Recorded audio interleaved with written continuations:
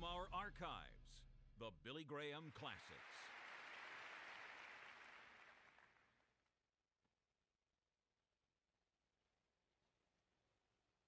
Uma das redes de televisão fez uma série de 5 programas.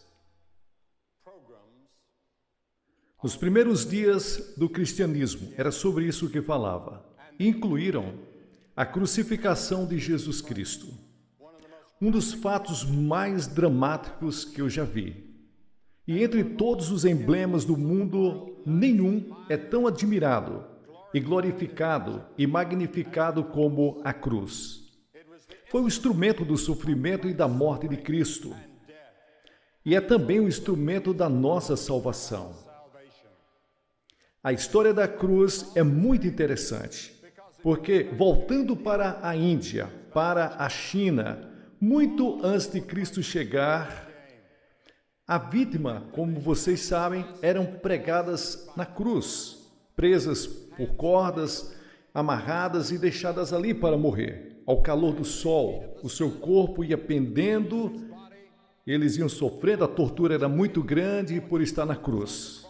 Muitas vezes demorava 3 dias, às vezes 1 semana, para a pessoa morrer na cruz. A mais terrível, a mais letal, a mais dolorosa forma de morrer que podemos imaginar. Mas no tempo de Constantino, no século IV, ele se tornou cristão, um cristão professante. Era o instrumento de tortura, mas foi abolido. E as nações cristãs mais tarde começaram a usar a cruz como símbolo do cristianismo. Estava gravado em carros, quadros, em tudo que tinham. E a cruz se tornou o símbolo de tudo o que representa o cristianismo. E através de organizações como a Cruz Vermelha, se tornou um sinal internacional de boa vontade e ajuda entre as pessoas. Hebreus, no capítulo 6, diz o seguinte: é impossível, pois, que aqueles que uma vez foram iluminados e provaram o dom celestial e se tornaram participantes do Espírito Santo e provaram a boa palavra de Deus e os poderes do mundo vindouro e caíram. Sim, é impossível outra vez renová-los para o arrependimento, visto que de novo estão crucificando para si mesmos o Filho de Deus e expondo-o à vergonha. Toda vez que o Evangelho é proclamado, aqueles que ouvem a mensagem do Evangelho e recebem a Cristo como Salvador, vêm pelo caminho da cruz. Mas se você negligenciar a oferta do amor e misericórdia de Deus da cruz, você ajuda a crucificar Cristo de novo, sabia? Pois isso é errado. Dizer que os judeus crucificaram Cristo, como dizem os cristãos, especialmente os da Idade Média, e tentaram converter os judeus por uma ponta de espada, apontando uma arma na cabeça deles ou uma faca na garganta, para tentar converter os judeus, porque dizem que eram os assassinos de Cristo. Você sabe quem matou Cristo? Todos nós tivemos parte de sua morte, porque sua morte foi planejada antes da fundação do mundo, por causa do pecado. E a Bíblia diz: todos nós pecamos e carecemos da glória de Deus. Existem 4 dimensões da cruz que eu penso quando falo sobre isso. Eu penso na largura da cruz. O amor de Cristo se manifesta, e isso inclui a todos. O amor de Deus se estende para a África, para a Ásia, para a América Latina, para a Rússia, para a China, para a América, Canadá e todo mundo, inclui você, quem você é, seja qual for a sua religião. Ou se você não tem religião, Deus te ama. E ele diz da cruz: eu te amo. Então há o cumprimento da cruz. Não tem medida. Estende-se de eternidade em eternidade, de sempre em sempre. Quando Noé construiu a arca, você sabe qual era o comprimento da arca? Quando Salomão construiu o templo, você sabe qual era o comprimento do templo? Se você construir um abrigo para as pessoas que precisam, você poderá medir a madeira. Mas como você pode medir o ponto do amor de Deus na cruz do Calvário, ao comprimento, à largura? A Bíblia diz que o amor de Deus supera o conhecimento. Não há como nossas mentes finitas poder começar a entender o amor de Deus, que deu seu próprio Filho na cruz para morrer por você, porque você e eu merecemos essa morte, merecemos o inferno e o julgamento. E então penso na altura da cruz. Se estende ao trono de Deus. Não importa o quão alto é o céu. Através da cruz, Deus Pai atrai todos os homens a Ele. E você tem que tomar uma decisão sobre Jesus Cristo. Os cientistas estão olhando para o espaço, para longe, mas não conseguem fugir de Deus. O assunto da astronomia e o assunto da fronteira espacial são muito falados hoje e emocionante para mim. E há cientistas aqui essa noite que sabem muito mais sobre a altura do universo do que eu posso explicar. Mas o céu está lá, em algum lugar. Não sabemos exatamente onde. Você diz, você acredita que o céu existe? Sim, eu acredito que o céu é um lugar. Acredito que um dia vamos passear pelas ruas de ouro. Acredito que vou morar lá. Bem, não sei se é numa mansão, pode ser numa barraca. Alguns de vocês vão viver em mansões. Sim, o céu vai ser um lugar glorioso. E você pode não ir além do amor de Deus mesmo no céu. Não pode medir a profundidade do amor de Deus. E a cruz, o que ela significa? Você pode cair no poço sem fundo do pecado e da degradação. E pode viver como um animal. Você pode ser um assassino, você pode ser um estuprador, ou pode ser qualquer coisa, mas não pode ir além do amor de Deus. A cruz abre as próprias portas do inferno.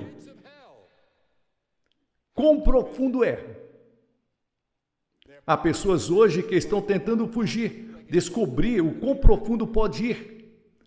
Pode querer fugir para o espaço, descobrir novas galáxias, porque ao estudarmos as profundezas da energia, procuramos a unidade. Essa é uma das razões porque as pessoas estão estudando. E a Bíblia diz, a profundidade do conhecimento da sabedoria de Deus. Quem poderá medir, quem poderá saber desse cumprimento? Atrai os homens a mim, disse Jesus. Pense na cruz por um momento e pense em Jesus Cristo, que morreu por mim e morreu por você. Que Jesus suportou 5 ferimentos básicos, que a ciência médica define como, primeiro, contusão. Quando lhes bateram na cabeça, o torturaram e colocaram nele uma coroa de espinhos por causa de você. Ali houve uma laceração e bater nas costas com um chicote, abriram as suas costas até sangrar da cabeça aos pés. Esse era o modo romano. Torturavam os prisioneiros antes de levá-los ao Calvário. E houve ali penetração, quando esmagaram a coroa de espinho na sua cabeça e a sua cabeça sangrou. Houve perfuração, quando fizeram os pregos penetrar suas mãos e pés, e houve incisão, quando colocaram a lança ao seu lado. Esse sofrimento, aqueles pregos em suas mãos e pés, foram conduzidos por você e por mim. E por todas as pessoas do mundo, porque todos nós tivemos parte na morte de Cristo por causa dos nossos pecados. Nossos pecados colocaram Jesus na cruz e você participou. Você pode estar assistindo pela televisão em algum lugar e você gostaria de ir para a cruz esta noite e encontrar o amor e o perdão de Deus e o toque de Deus em sua vida.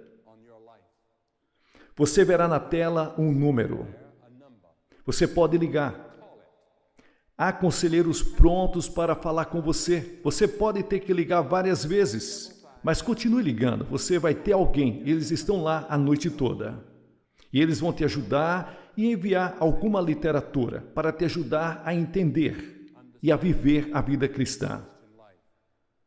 E vou pedir às pessoas aqui, depois de um tempo, que venham a Cristo. E então quero que olhemos para a cruz de um ponto de vista. Eu quero que olhemos as declarações de Cristo na cruz.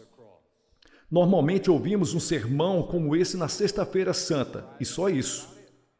Mas a maioria de nós não vai à igreja na Sexta-feira Santa e por isso não ouvimos. Há 28 profecias no Antigo Testamento sobre a cruz, capítulos inteiros.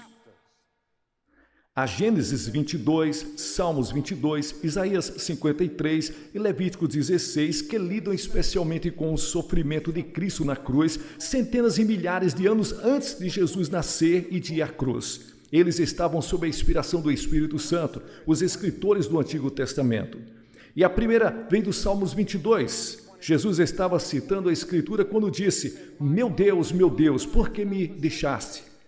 Isso é uma citação do Salmos 22, mas depois você vai continuar. Você vai ver o que ele disse e por que ele disse isso. Porque a Escritura diz: tu és santo. Você nunca vai entender o Antigo Testamento com todos os seus sacrifícios de sangue. Você nunca vai entender a Bíblia, nunca vai entender a morte de Cristo na cruz, até que você entenda que Deus é um Deus santo, justo e puro, e Ele não pode mesmo olhar para o mal. Assim, naquele momento terrível de agonia do Senhor Jesus Cristo na cruz, Ele estava só, deixado por seus amigos. E então vem uma sombra pela primeira vez da eternidade que começou a vir sobre entre Deus Pai e Deus Filho, porque Deus não pode olhar para o homem quando o homem está cheio de pecados, e Cristo estava assim. Cristo morreu por nós e sofreu por nós, e naquele momento misterioso, Ele se fez pecado por nós, que não conheceu pecado. Você sabia que Jesus Cristo se fez pecado? Nunca conheceu o pecado, nunca disse uma mentira, nunca teve um mau pensamento, nunca teve qualquer ganância ou luxúria, e de repente, toda essa sujeira, essas coisas terríveis estava sobre ele, desceu sobre ele. E nenhum de nós vai entender o mistério desse momento. Nenhum teólogo pode explicar isso, para minha satisfação, pelo menos. Foi o grande amor de Deus por você que prendeu Jesus Cristo na cruz, permitiu o seu filho passar por esse sofrimento. E então a segunda coisa que Jesus falou na cruz que ouvimos é quando ele disse: tenho sede. Isso é um cumprimento dos Salmos 69, versículo 21. E quando ele disse isso, tenho sede, deram-lhes vinagre e bebida misturada com ali um fel. E quando ele provava ali a bebida, ele não bebeu.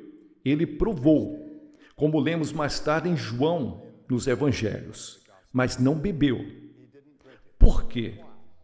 Porque teria sido um sedativo. Iria tirar todo o sofrimento e a dor. E ele estava lá para para levar todo o sofrimento em consciência absoluta, por mim e por você. Ele deve sofrer a terrível agonia por causa dos pecadores, carregar nossos pecados na cruz sobre ele, por você. E se fosse você a única pessoa do mundo, ele teria morrido por você. E então em Lucas capítulo 23, versículos 34, a outra coisa que ele disse na cruz, ele disse: Pai, perdoe os seus pecados. Eles não sabem o que fazem. Agora, se ele está falando, ele estava ali como que pregando, e a multidão estava lá, gritando: crucifica-o. 72 mil anjos puxaram suas espadas para vir resgatá-lo, e ele disse: não. Estou fazendo isso porque os amo. Você vê, você e eu pecamos, quebramos suas leis, e ele disse: no dia em que você quebrar as leis, você vai morrer. Disse isso para Adão e para Eva. Jamais o homem pensou que iria morrer. E Deus não criou o inferno para nós. Mas nós deliberadamente nos rebelamos contra Deus. E Deus não seria Deus. Ele não seria justo e íntegro e santo se ele viesse e dissesse: vocês estão perdoados. Nós temos que morrer pelos nossos próprios pecados, ou alguém que foi qualificado teve que morrer por nós, e essa pessoa chama-se Jesus Cristo. E se ele voluntariamente fez isso, ele morreu em nosso lugar. Ouvi sobre uma mulher que descreveu e falou que um dia ela se sentia muito culpada, foi até o jardim, fez uma cova, se enterrou ali e depois ela foi, cobriu todo aquele local e sentiu que todos os seus pecados estavam ali, guardados naquela cova. E as pessoas fazem qualquer coisa para se livrar da culpa. O lugar para se livrar da culpa é a cruz. Por séculos, as pessoas fizeram tudo para enterrar a sua culpa. James Nelson conta a história dele, como nós lemos no passado, quando ele era menino, e a sua mãe estava ali completamente bêbada, cheia de álcool, e ele pegou um tijolo e bateu na cabeça da sua mãe. E ele passou 9 anos na prisão. E durante esse tempo ele encontrou a cruz de Cristo. E o profundo arrependimento e confissão daquele homem. Cristo entrou na vida dele e o salvou, tornou o Senhor da vida dele, ele começou a estudar a Bíblia, ele começou a ser um pregador leigo e no ano passado ele foi ordenado na igreja da Escócia como ministro presbiteriano. O perdão de Deus, o amor de Deus, o poder da cruz, mudar e perdoar, que maravilhoso e emocionante.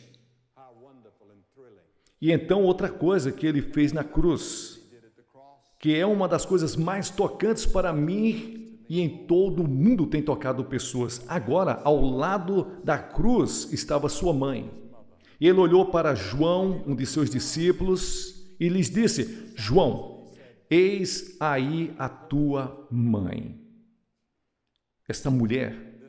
E disse a Maria, sua mãe, ele a chamou de mulher, assim como fez lá em Canaã da Galileia. Mulher, eis aí o teu filho. A partir dessa hora, João, seu amigo e seu discípulo, cuidaram de sua mãe. Há um grupo de rock na Inglaterra chamado Cura. Jesus Cristo na cruz foi a cura para todos os nossos relacionamentos humanos cortados e doentes. Todos os problemas sociais, os povos opressos do mundo sentem o impacto de sua morte na cruz. E então, a outra declaração da cruz, ele disse, está consumado. Está consumado. O que ele disse está em João 17, ele disse, terminei a obra que me destes para fazer. Eu nasci, ele disse, eu vim para morrer. Ele é o único homem que nasceu para morrer, foi por isso que ele veio. É isso. Isso teria curado alguns corpos e alimentado algumas pessoas. Ele fez isso por compaixão, mas seu trabalho real foi a cruz. E é por isso que a cruz é tão importante, porque lá você está lidando com o pecado. Você vê, o corpo vai para a sepultura, mas a sua alma, seu espírito, essa parte de você que vive dentro do seu corpo, vai viver e continuar. Aonde vai passar a eternidade, o céu ou o inferno? Será decidido pela cruz, o que você faz sobre a cruz, porque da cruz ele está pedindo que você se arrependa dos pecados e o receba como seu Salvador e Senhor. Sim, isto está concluído. E então, ele disse outra coisa. Em Lucas 23, e quando Jesus chorou em alta voz, disse, Pai, nas tuas mãos eu entrego o meu espírito. O poder da morte estava na garganta dele. Não havia como matar a Jesus Cristo. Estava na garganta dele, não tiraram a vida dele. Ele disse, Pai, em tuas mãos eu entrego o meu espírito. Voluntariamente ele entregou o espírito a Deus e ele disse, nas tuas mãos, ó Senhor, entrego o meu espírito. Ele entregou o seu espírito a Deus Pai. E ao dizer isso, ele conferiu a cada um de nós a possibilidade do dom da vida eterna. Você pode ter a vida eterna esta noite. E você que está assistindo pela televisão, pode pegar aquele telefone e ligar, aquele número na tela. E alguém estará lá para falar com você e receber a Cristo. Estávamos perdidos, confundidos, sem propósito e sentido na vida. Nenhuma garantia de uma vida futura. E Jesus da cruz saiu da morte e nos resgatou. E nós dizemos a Ele hoje, Senhor e Salvador. Você tem certeza que Ele é seu Senhor e seu Salvador? Milhares de pessoas vão à igreja, mas não têm certeza de que entregaram suas vidas a Cristo. E por último, há a declaração que ele fez a um ladrão na cruz. A multidão estava lá embaixo gritando: se você é o Filho de Deus, desça e salve-se. Outros estavam dizendo: ele salvou os outros, e ele mesmo não pode se salvar, e zombavam dele, dizendo que ele estava perdido e rindo. Os dois ladrões, você vê, ele estava na cruz e nas 3 primeiras horas eles estavam criticando e zombando dele, com uma multidão lá embaixo. Mas um dos ladrões começou a olhar para Jesus. Eram ambos culpados. Ambos mereciam morrer de acordo com a lei. Mas um deles começou a olhar para Jesus. Ele começou a ver algo diferente. Tinha visto em Jesus algo diferente. Ele viu que Jesus era diferente e começou a dizer: deve ser o Filho de Deus. Merecemos o que estamos recebendo, mas ele não fez nada de errado. Então ele se voltou para Jesus e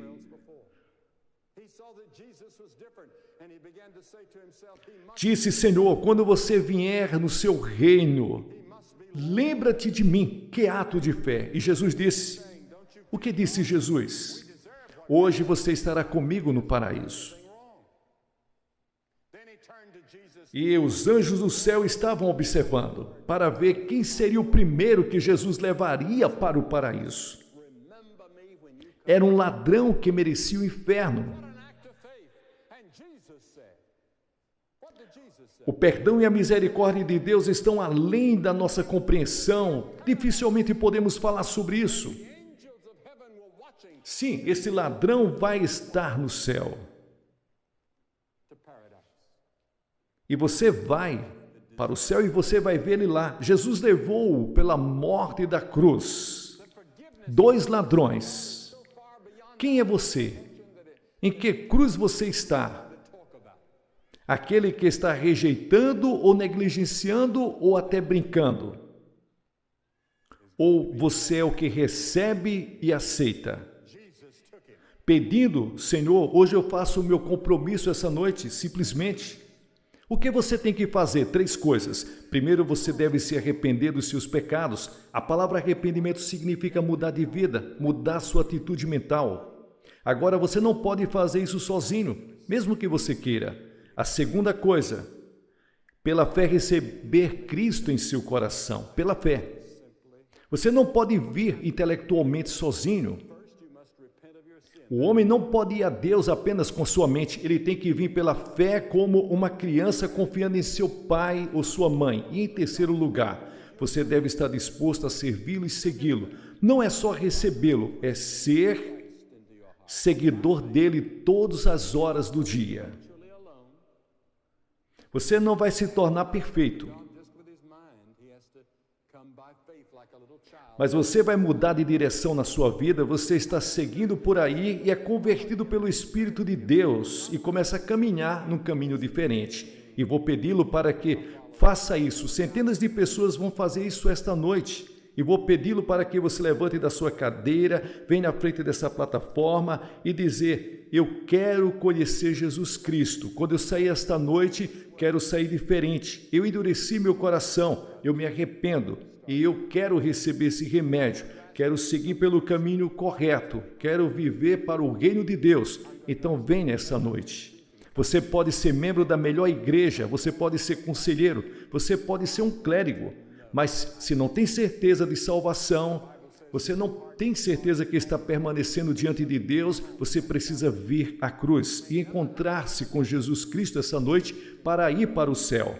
Você se levanta como centenas estão fazendo agora e faz o seu compromisso.